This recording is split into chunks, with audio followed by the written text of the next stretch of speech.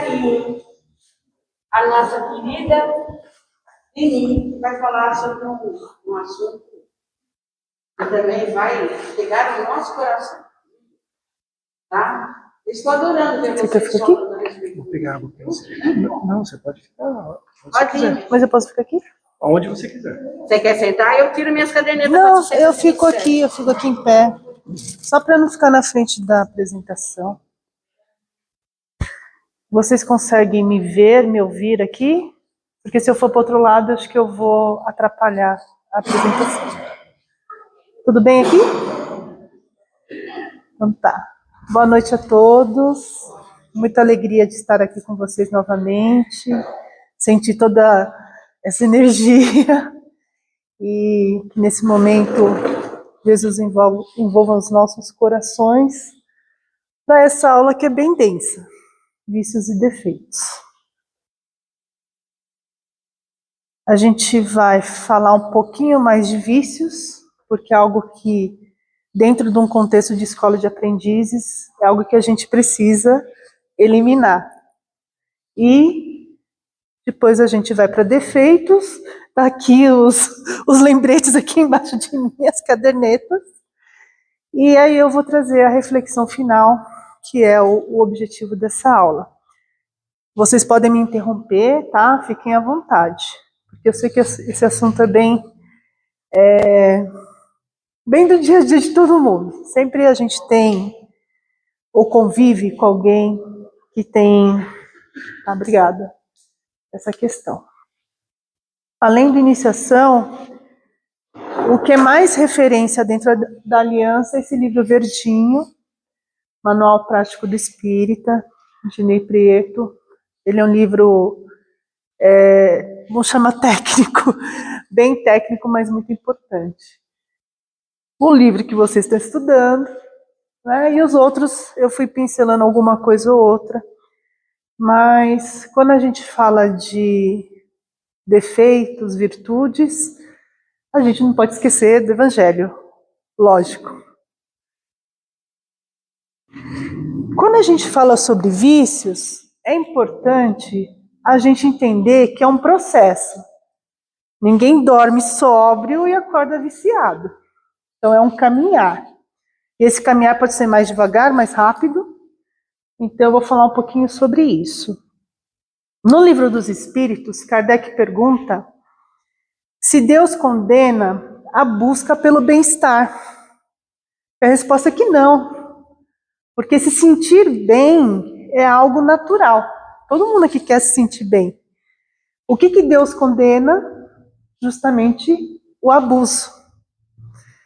Então não dá para falar aqui de todos os tipos de vício. Então a gente vai concentrar aqui em alguns. O vício em substâncias, a gente está falando do quê? Fumo, álcool e drogas. Então como é que começa o uso dessas substâncias? Quem aqui já foi adolescente já deve ter passado por isso. Às vezes, alguém fala para experimentar, dentro da própria família, é uma festa, toma um golinho. Às vezes é uma turminha de amigos. Ah, só você que nunca fumou. Então, a gente entra em contato ali, numa idade que tudo é muito confuso. Então, isso é o uso ocasional. Quando adultos, hoje está comemorando, 25 anos de casados. Vai para um restaurante, abre ali um vinho caro, toma uma taça, é um uso ocasional. Aí quando é que vira abuso? Então a pessoa percebe a emoção que a gente falou, né? Ela percebe que ela fica diferente quando faz uso da substância. E aí ela começa a usar quando está feliz, quando está triste, quando quer esquecer, quando está cansado. Então, isso que começa o processo de abuso. Então, hoje é quarta-feira, tem um happy hour lá da empresa, eu vou.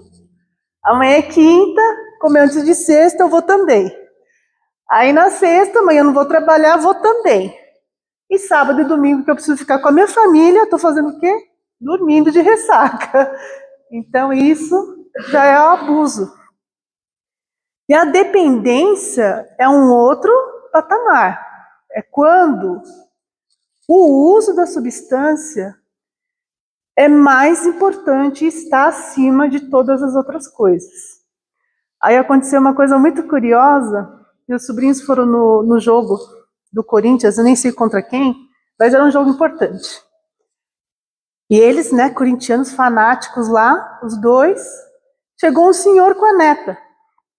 E esse homem já chegou bravo. Ah, esse povo da Gaviões é tudo ladrão, é tudo traficante, não sei o quê. Ele estava vermelho. Meu sobrinho ficou meio assustado porque achou que ele estava passando mal, que o rosto dele estava ficando vermelho. E aí começou o jogo, ele foi ficando mais vermelho, e ele teve que se sentar. Aí eles perguntaram, o senhor precisa de alguma coisa? Quer que chame alguém? Isso o jogo lá rolando. Do nada, não importava com quem ele estava, onde ele começou a fumar maconha. Então, isso é o vício. E aí ele voltou normal? Não, ficou o jogo inteiro sentado fumando maconha. Não, não voltou normal. Meu sobrinho achou que ele fosse ter um piripaque ali. Então, isso é o extremo, que é o vício. E a gente, quando pensa em drogas, por ter uma mudança de comportamento, por ser ilegal, pelo processo ser mais rápido, todo mundo fala, se preocupa mais com quem é drogado, não é verdade? Só que drogas hoje no mundo mata 600 mil pessoas. O álcool, que é legalizado, e que sempre tem alguém na família que enfia o pé na jaca toda semana, 2 milhões e 600. E o fumo, que não altera o comportamento, são 8 milhões. E aí tem uma outra característica do vício. Dos 8 milhões, 16% não é quem fuma, é quem convive com o fumante. As mulheres sabiam que isso, porque o cabelo fica com cheiro a roupa, né? As mulheres geralmente, quando convivem com o fumante, parece que ela fuma. Então 16% são as pessoas que convivem. E aí, até o que foi criado para ajudar quem é viciado, que foi o cigarro eletrônico, virou um vício. De quem? Dos nossos adolescentes. Então, não tem cheiro, tem aroma, um formato que dá para carregar no bolso. Às vezes ele fica lá a tarde inteira com a avó, com o vô, pai e mãe trabalhando. E aí essa criança, esse adolescente, fica 10, 12 horas com cigarro eletrônico. E muitos estão viciados.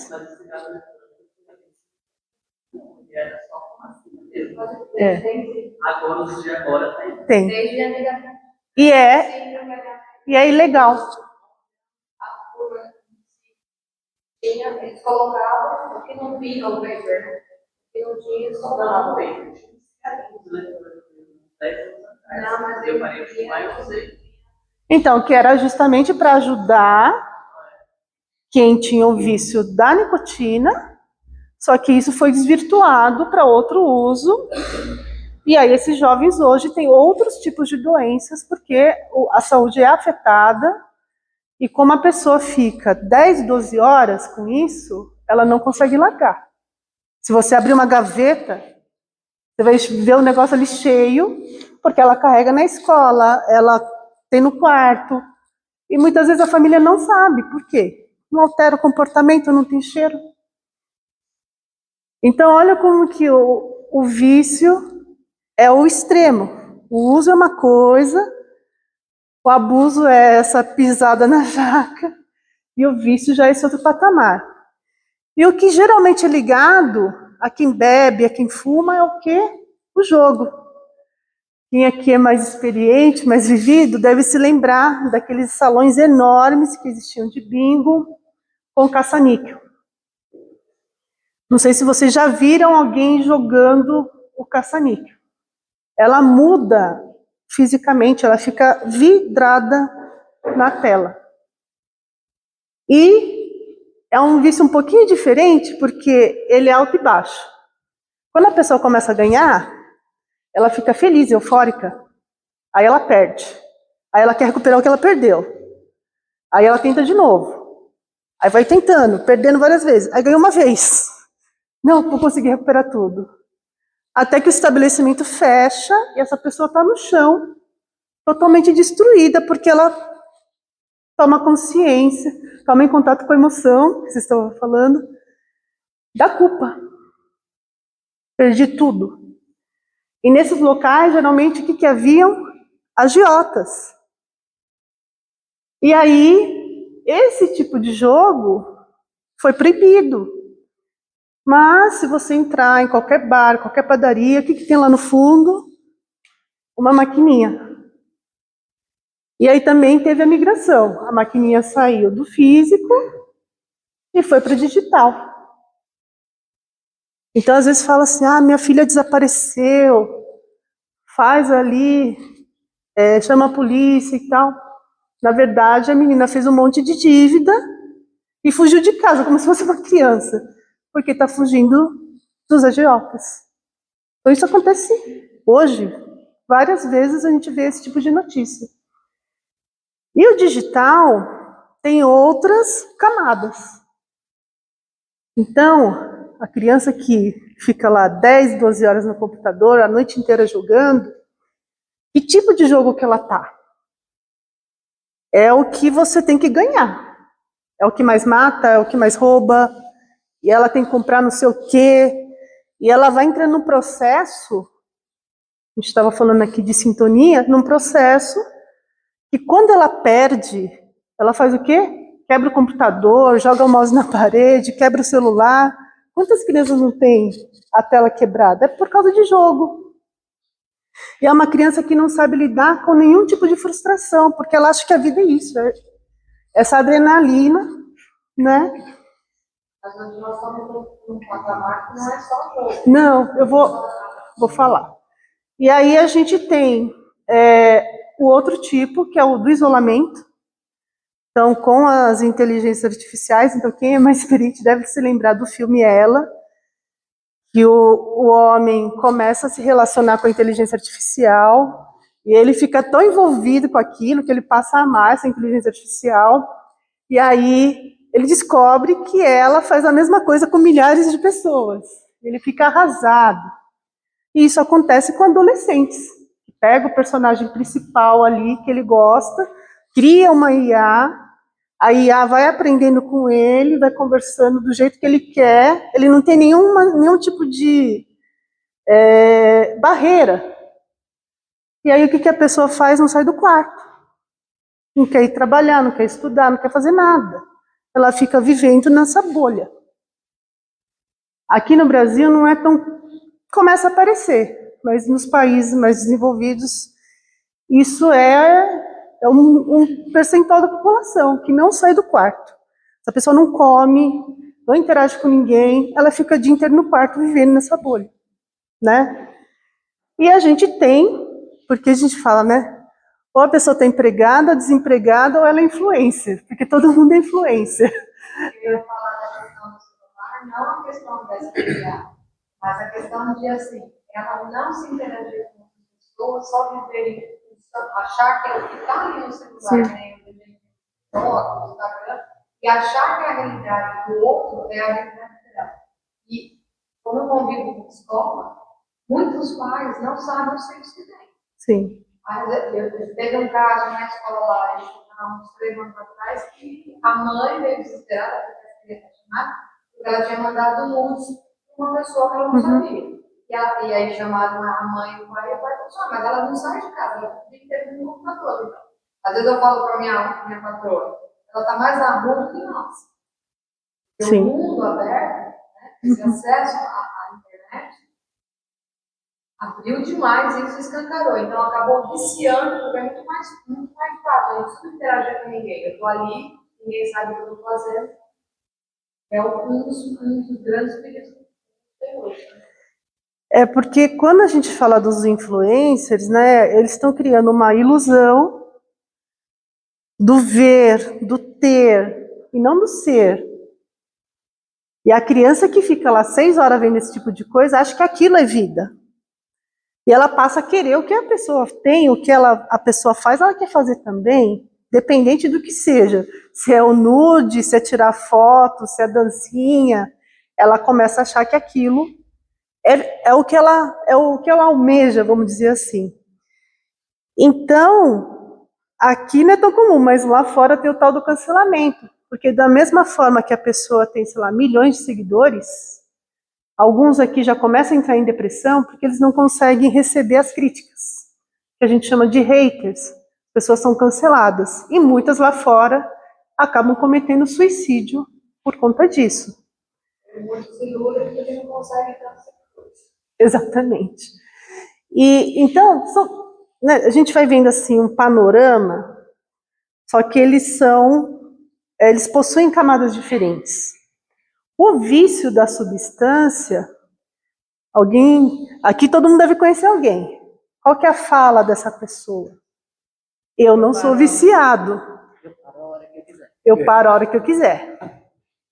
Essa é a fala de quem é viciado em substância. Não, ele não se enxerga como viciado. Quem é viciado em jogo, ele vive num processo de culpa. Geralmente são pessoas que estão atrás do que é ganho fácil. Ou que tem tantos problemas que querem, né, deixar de pensar em nada, vai jogar, perde todo o dinheiro, pega dinheiro emprestado. As pessoas perdem apartamento, perdem carro, perdem família, perdem tudo. E vai parar na rua. Então é um outro tipo de vício. E o da internet, agora a gente tem as crianças que são nativas digitais. A fala que você fez é o isolamento. As interações não são reais. As interações são ilusórias, não são de verdade. E tudo isso tem uma consequência, dentro aqui do nosso contexto da doutrina, muito forte. Por quê? Por isso que a gente fala que tem que eliminar o vício. Primeira coisa, a gente falou aqui de sintonia. Então, tudo que a gente pensa, tudo que a gente fala, tudo que a gente sente, tudo que a gente faz, tudo isso está emanando energia. Não estava uma alegria aqui no começo da aula? Essa coisa reverbera. Então, primeiro reverbera em nós e depois reverbera nas pessoas que estão ao nosso redor. Então, quem está do lado de uma pessoa com problema de vício, ela vai ter a consequência para ela que não é viciada. Então, o viciado prejudica ele próprio e prejudica as pessoas ao redor. Além disso, a gente tem um desequilíbrio físico. Ele falou do nosso lar. Vocês lembram da cena do André? Que ele é chamado de suicida, ele não entende? Ele está com um baita buraco assim na barriga? Então, a pessoa não tem corpo físico, mas a marca dos vícios ela carrega no perispírito. E será que a gente desencarna aqui de um jeito e vira santo lá em cima? Não. Porque a gente é aqui, a gente é lá. Então, da mesma forma que a gente estava aqui, a gente vai para o plano espiritual. Então, as mesmas ilusões, as mesmas paixões, os mesmos desejos, mesmo eu não tendo corpo físico, eu vou continuar tendo. E aí, o que esse espírito faz? Ele vem para cá, fazer companhia com as pessoas da mesma sintonia espiritual. Então, ninguém está se drogando sozinho, ninguém bebe sozinho, ninguém está jogando sozinho. Tem uma população de espíritos de mesma sintonia com essa pessoa. Então, não basta as assombrações vivas que estão lá, bebendo junto, se drogando junto, tem ainda um bando de espíritos querendo satisfazer seu desejo, estando com o viciado. Então, olha como que o processo, ele se perpetua. Ele vai numa progressão, e mesmo que a gente desencarne aqui, a gente carrega tudo isso para o outro plano. Eu trouxe um vídeo, você pode... Então, aí vem a pergunta, por que a pessoa cai nisso? Que tipo de vazio, que tipo de dor que faz com que ela cometa esses excessos? Aí esse vídeo que eu vou trazer não é tão novo, Mas ele traz um panorama bem amplo e que resume bem o que eu falei até aqui. É esse mesmo, né? É.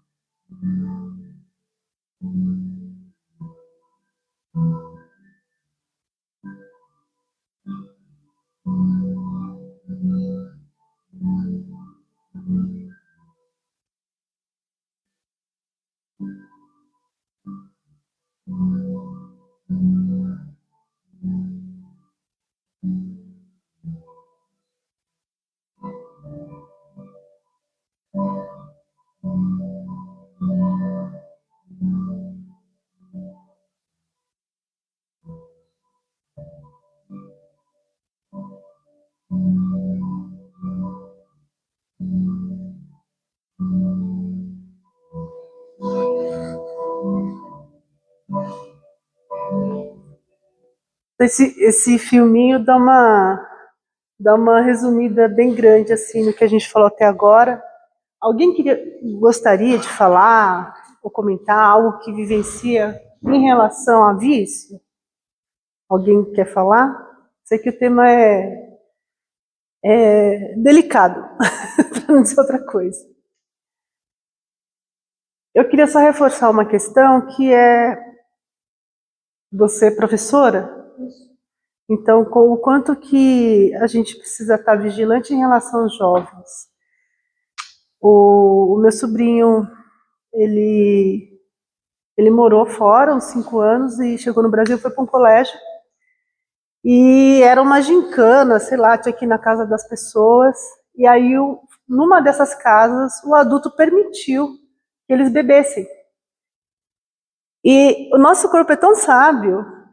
Quem fumou pela primeira vez sabe que a primeira coisa que a gente faz, a gente tosse, né? Quando a gente bebe a primeira vez, a gente entra de porre. O nosso corpo é muito sábio, tá avisando que aquilo não é pra gente.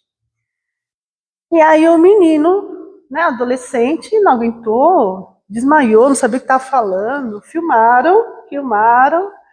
Só sei que esse vídeo rodou tanto, a gente não sabia. E tudo por quê? Um adulto permitiu que aquilo tudo acontecesse. E aí eu fiquei sabendo por uma pessoa aqui do centro que o filho conhece, não sei de onde, meu sobrinho, estuda em outra escola, vai saber o que está acontecendo com seu sobrinho. E aí que eu descobri que tinha acontecido isso. Então, olha como a coisa dá uma volta. Aí quando eu me separei, então, cuidando, né? Todos que, na época, todas que eles ela adicionavam na época do orgulho, eu adicionava também. Às vezes elas iam falar, tem algum problema? Eu quero saber porque, quantas vezes eu abria a minha casa e deixava eles entrarem. Mas às vezes eu falava assim, ó, fulano não quero mais, fulano não quero mais, porque quem é mãe sabe da percepção que tem. E assim, e mesmo assim, mesmo dava liberdade para responsabilidade. Mesmo assim, tinha que estar sempre deixando, porque assim, eles afrontam sem saber. E essa questão de você saber de alguém daqui, as minhas filhas, eu moro no Antonino, elas conhecem, eu falo assim, gente, vocês conhecem gente quase do Brasil inteiro. Ah, fulano, que é fulano, fulano, todo mundo se conhece. Então, se acontece alguma coisa, alguém vai saber. E aí, por isso que essa questão da família está sabendo, acompanhando o que o filho faz, e ter essa conversa aberta. Às vezes meu ex-marido falava assim, você é muito amiga. Eu falo, eu prefiro ser amiga, e ela quer a liberdade de chegar para mim e falar, do que eu ficar com rédeas curtas e elas fazerem coisas que a gente só vai saber depois que aquilo vai tudo. Sim. Então, essa questão que mesmo as crianças, quando a gente conversa na escola, tem coisa. Porque uma coisa é nós como adultos sermos vigilantes, e a outra coisa é nós como adultos sermos incentivadores. Porque tem pai que incentiva o filho a toda essa exposição, porque tudo precisa ser muito incrível, tudo tem que ser muito incrível. A pessoa precisa ser incrível, a vida dela precisa ser incrível, ela tem que saber fazer tudo, porque é isso que é vendido. Eu tenho uma sobrinha, ela tem 3 anos. Estou tendo contato, né? Vejo como eles são esponjas, né? Tudo que a gente faz, eles fazem também. É totalmente espelho, assim, você vê, às vezes minha irmã fica muito no celular, né? E ela querendo brincar, e tudo que eles querem é a nossa atenção. E às vezes a gente está tão imerso, né? Na tecnologia, às vezes eu olho, às vezes tá a TV ligada, cada um sentado no sofá, no celular. Por que a TV tá ligada, sabe? Tipo, é muito difícil. É difícil. Tudo que acontece em casa, tudo que acontece na criança aprende, tudo de desenho, né? Às vezes briga entre pai e mãe, aquela confusão, as crianças vão repetir Sim. na escola, ou com outra pessoa que às vezes não tem nada a ver. Lá na frente tem uma outra aula, né? Cristão no e no mundo profano. Porque, na verdade, todos nós, como cristãos, se a gente está agindo como cristão, a gente vai agir primeiro com quem? Com as nossas crianças. E a base do cristianismo é o amor. O que leva ao vício? A gente pode ter várias maneiras, vários pensamentos, até psicólogos, os médicos falando, mas nada é comprovado, né? Então, para a gente, dentro da nossa tese, dentro da nossa doutrina espírita, a gente acredita que as vibrações podem nos levar, nós somos que ouvimos, estudamos, lemos, pensamos. Então, acredito que as vibrações possam nos levar a esse caminho. E o que mais? Então, mas as vibrações, ela se sintoniza com o que você já tem. Se você já tem até um vício lá guardado. Porque o vício não é de agora. Você mesmo falou. Viemos de várias reencarnações. E aí, em algum momento, a gente deixou-se cair no que Deus falou, que Ele condena o abuso, você caiu no abuso. E isso está se perpetuando por várias reencarnações. E aí isso não é porque um espírito veio lá, não. É você, com a sua energia, com o seu pensamento, que traz para a sua sintonia. Agora, a causa é justamente isso. É um vazio que a pessoa tem. E por isso que essa aula é com defeitos, né? Por quê, gente? Para a gente saber o que é esse vazio que nos aprisiona num vício, a gente precisa disso daqui. A gente precisa de autoobservação, autoanálise e o esforço na melhoria, que é o meu slide posterior. Porque esse só vai sair de você na hora que você botar seus hábitos. Exatamente. Senão, exatamente. vai te acompanhar uma boa parte da sua vida. Então, ainda no livro dos Espíritos, né, falando da doutrina, logo lá no início é dito que todos nós somos criados simples e ignorantes, ou seja, sem conhecimento. Através das nossas vivências, seja aqui nesse plano, seja no plano espiritual, né, falando do nosso lar, quantas experiências ele está tendo lá no plano espiritual, a gente vai caminhando rumo ao quê? Uma perfeição. Porque o nosso caminhar é isso, é se melhorar a cada dia, até que todos sejamos lindos, perfeitos e felizes. E como que a gente consegue isso? Por favor. Do vazio, então, a gente está falando aqui de adolescentes. Eu tenho um sobrinho que durante todo o ginásio, como é que chama agora? Fundamental. Ele não teve um único amigo. Ele não sabe conversar, ele não interage. E ele era muito cobrado, porque o irmão dele estudou antes, que era extremamente inteligente. Então a professora falou assim, fulano. Ele não sabia responder, ainda tinha uma pressão. Então isso vai dando o vício dele à comida. Ele se conforta na comida, ele está no recreio, sem ninguém, o que ele vai fazer? Vai comer. Entendeu?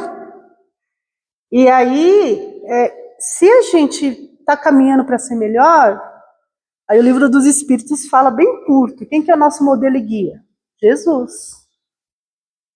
Deus nos ama tanto que ele mandou o filho dele aqui ensinar como é que a gente deve viver. Então, pegando o gancho lá no vídeo, além dos vícios, a gente vê o quê? Orgulho, vaidade, raiva, medo. Tudo que a gente trabalha aqui na caderneta. Tudo. Tudo. E aí é muito individual. Cada um vai ter um vazio. E aí vai compensar, vai fugir para alguma coisa.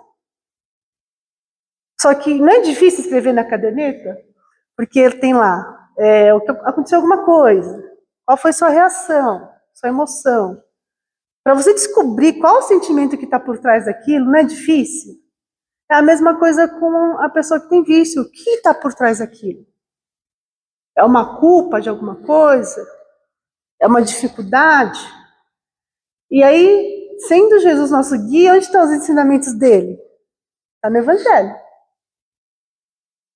E aí, se a gente pegar o Evangelho, vai estar falando de família, de paciência, de raiva, vai estar falando de tudo isso lá. Só que da mesma forma que a gente julga um viciado e fala, nossa, todo mundo que a gente ajudar você não muda, é o Evangelho falando com a gente, olha, está tudo aqui, mas você não me ouve. E se a gente pegar só o ponto alto do Evangelho, que é o Sermão do Monte, que é o quê? Pequenininho. Quantas reencarnações a gente deve estar tentando? Quantas?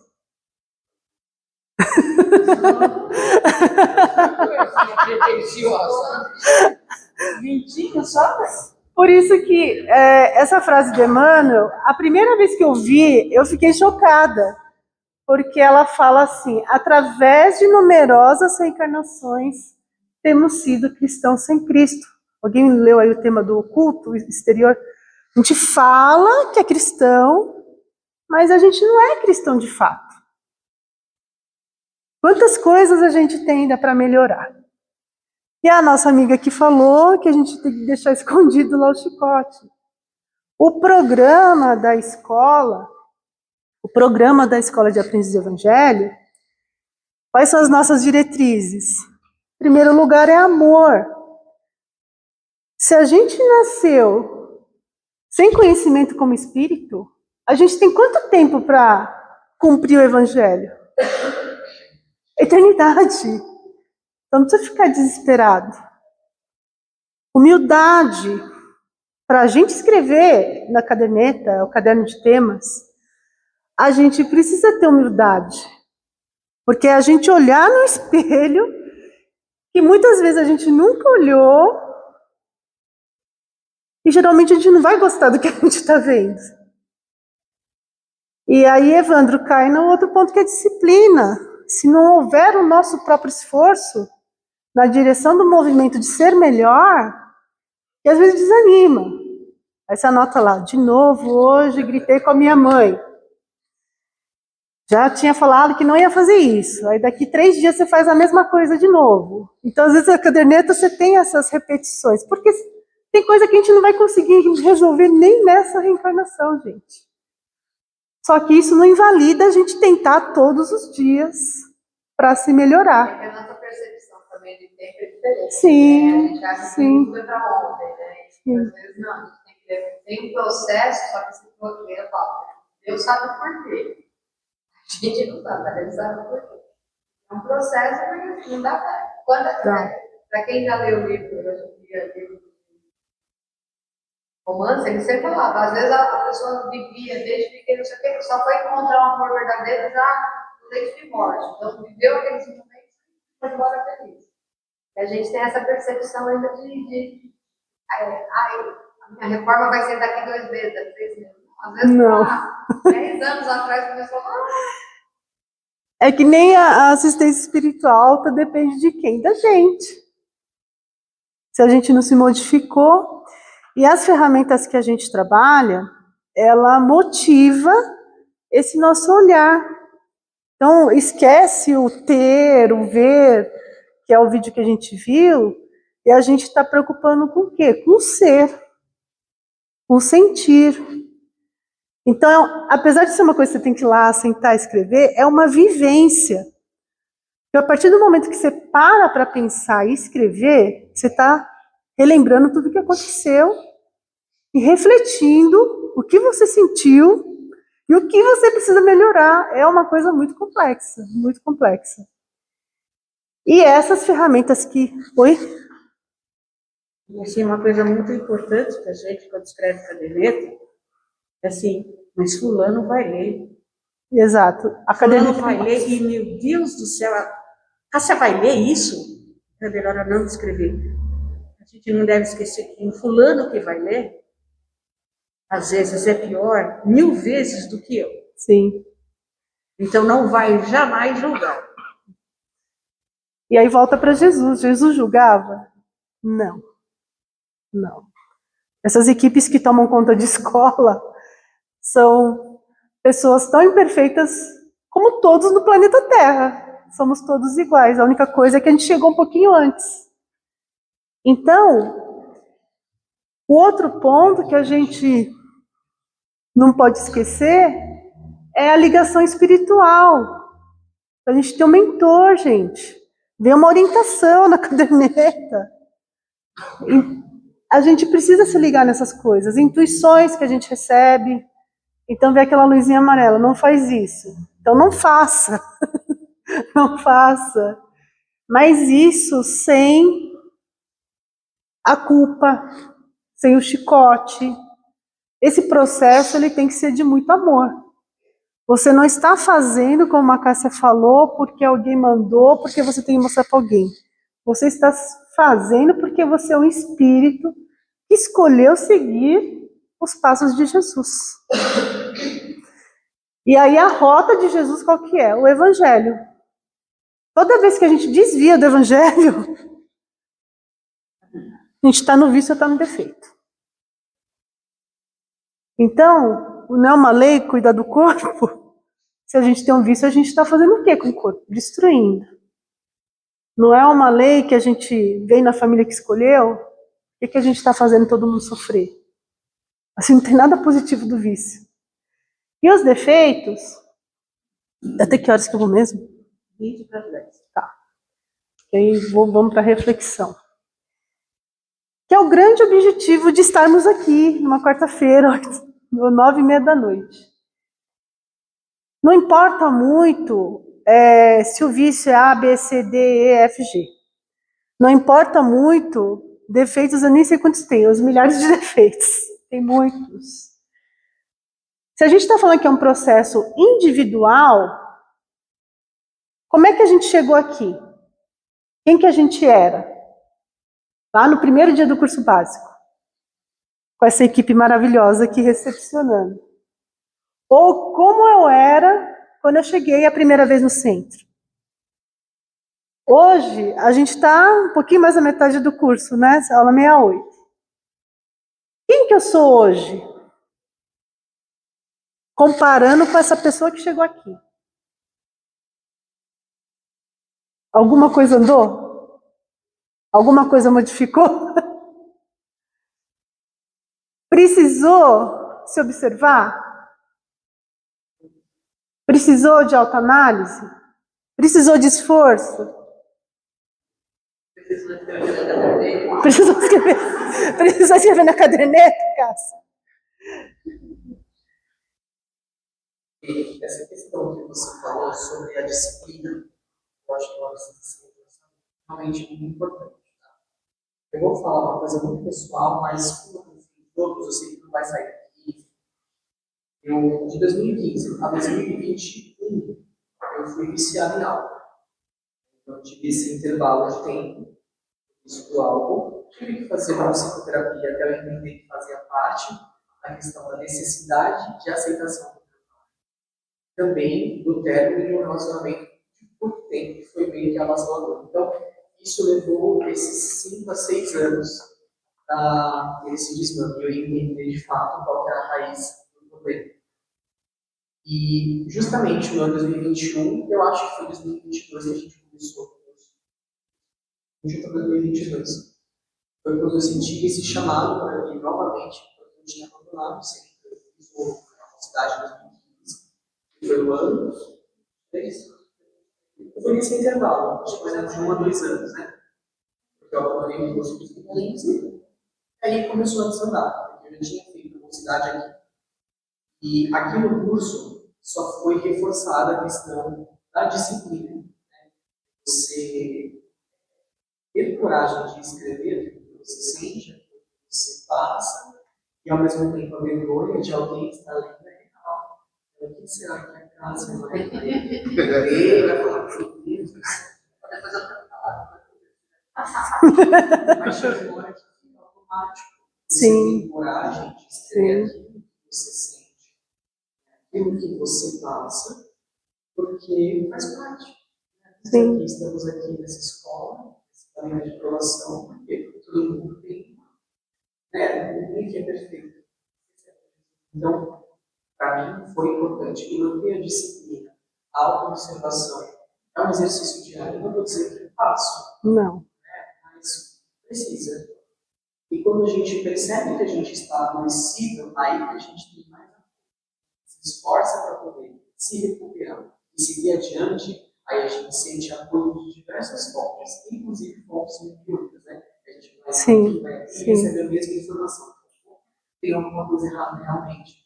Bom, eu tive essa percepção de conseguir me afirmar enquanto viciado no álcool e eu consegui estar no plano. Isso vai ser. Obrigada por compartilhar. Pode falar, querida. Sobre a vergonha, podem sentir da caderneta vermelha. Pensei em falar todas as vezes, eu falei, não vou falar, já está parecendo mas agora o bebê começou a falar isso, eu falei, não.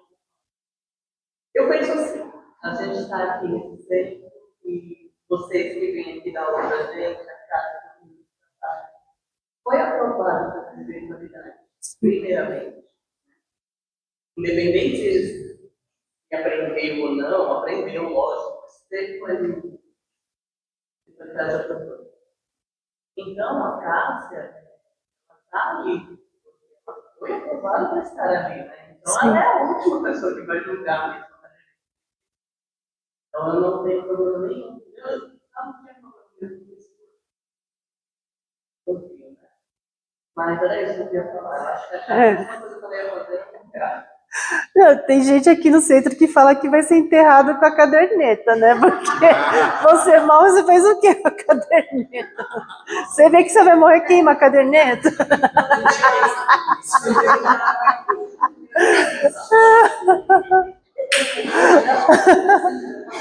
Não, gente, mas assim, a gente chega no exame da FDJ, tem gente que tá com 5, 6 cadernetas. Eu falo, meu Deus, como é que pode? E aí, quando a gente pensa nesses pequenos passinhos que a gente deu, né, da primeira aula até agora, a aula 68, pergunta, quem que eu quero ser? Se o nosso modelo e guia é Jesus, quem que eu quero ser? Então é Pedro. Pedro falou da disciplina. A partir do momento que eu penso, eu tenho um mentor aqui, colado no meu ouvido, que Jesus está comigo. Eu estou numa escola me preparando para ser um servo de Cristo. Estou me preparando para levar a boa nova adiante. Como que fica o meu desejo? Quem que eu quero ser? Então, vícios e defeitos, eles não nos definem. E não tem pessoa assim, vai chegar ali chegou o bêbado. Aí chega a casa, e olha a fofoqueira lá, tá vindo, vamos ficar quietos. Então, algumas pessoas são definidas pelo seu vício e pelo seu defeito. A gente não está aqui para ser esse tipo de pessoa. A gente quer ser definido o quê? Como cristão. Pelas virtudes que a gente vai ter ou já tem. E principalmente, gente, pelos nossos potenciais. Então, essa ligação com a espiritualidade, quando a gente recebe uma orientação, é o quê? O que a gente não está vendo. E às vezes nem faz sentido que tá assim, nossa, isso aqui não é comigo. Isso aqui é errado. Mas vocês sabem que até hoje, vira e mexe, eu vou lá, volto na minha caderneta só para olhar as orientações. Porque é aquilo que a gente não enxerga, mas que a gente tem que saber, porque muito provavelmente a gente se programou para fazer isso. Então, todos nós, a gente tem que valorizar o quê? As nossas virtudes, os nossos potenciais. Os vícios, a gente tem que eliminar, porque só traz sofrimento. Para a gente mesmo e para as outras pessoas. E o último ponto, porque essa aula é um pouco pesada. Ela é uma aula densa, né? Quando a gente começa a falar de vícios, todo mundo já teve algum tipo de experiência. Com finais infelizes. E aí, quando a gente fala de defeitos, é todo esse processo que a gente está vivendo, de utilizar as ferramentas. Vocês estavam falando do Evangelho no Lar, que não deixa de ser uma ferramenta. Então, esse caminhar que a gente escolheu, ele não é fácil. Eu brinco quando eu dou preleção, quem que acredita em Deus? Todo mundo, senão não estaria aqui. Agora, quem quer seguir as leis de Deus?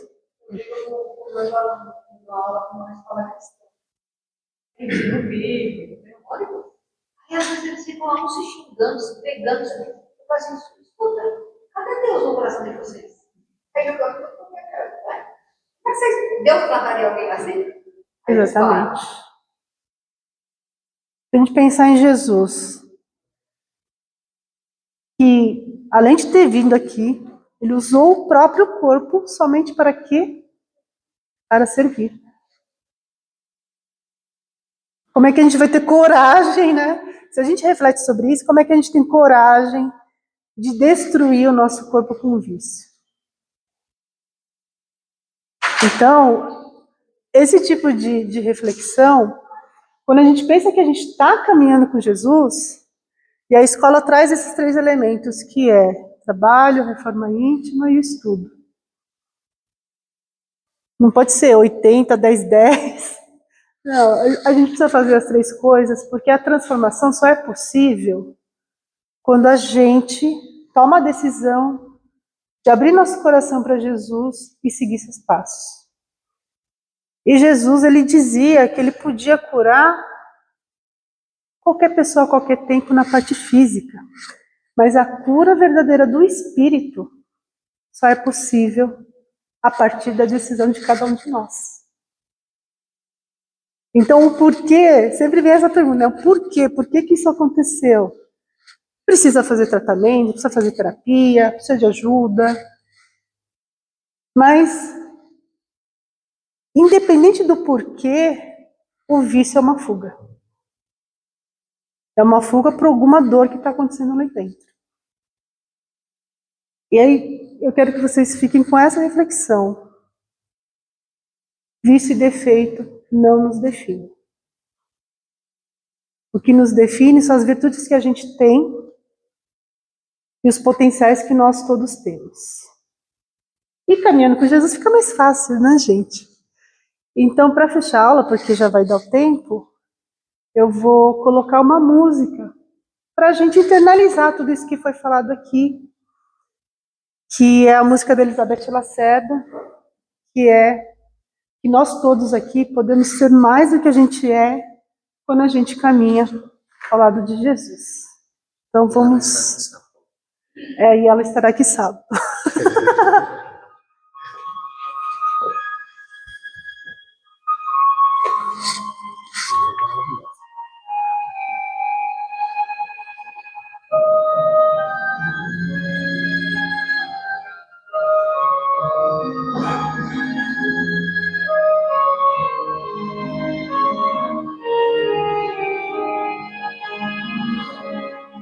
Estou só, sentindo-me cansada.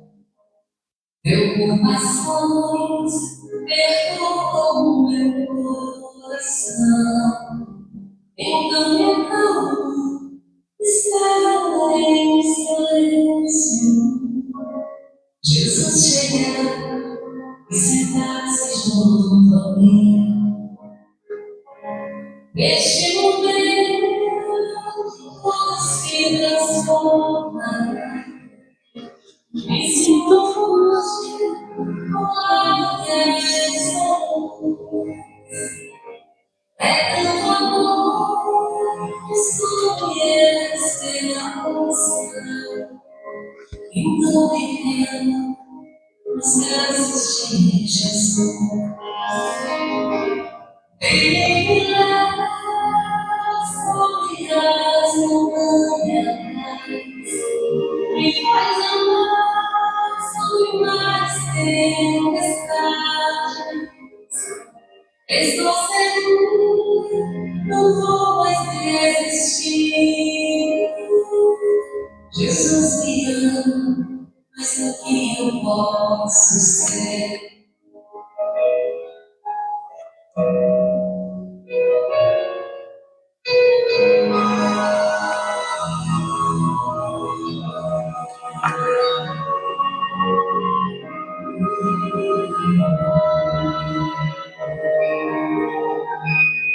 Quando estou só, sentindo-me cansada, preocupações perturbam meu coração.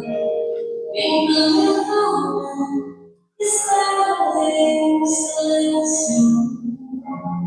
Jesus chegar e sentar-se junto a mim. Neste momento, tudo se transforma. Me sinto forte ao lado dessa luz. É teu amor, o sonho e a esperança. Então me rendo nos braços de Jesus. Ele me leva sobre as montanhas, me faz andar sobre mais tempestades. Estou seguro.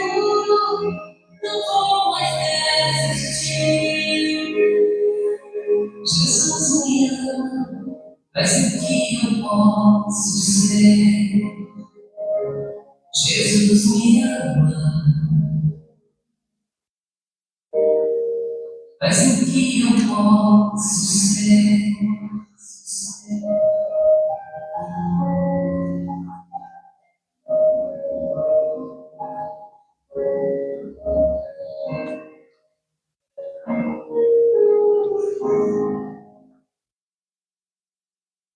E é isso, gente.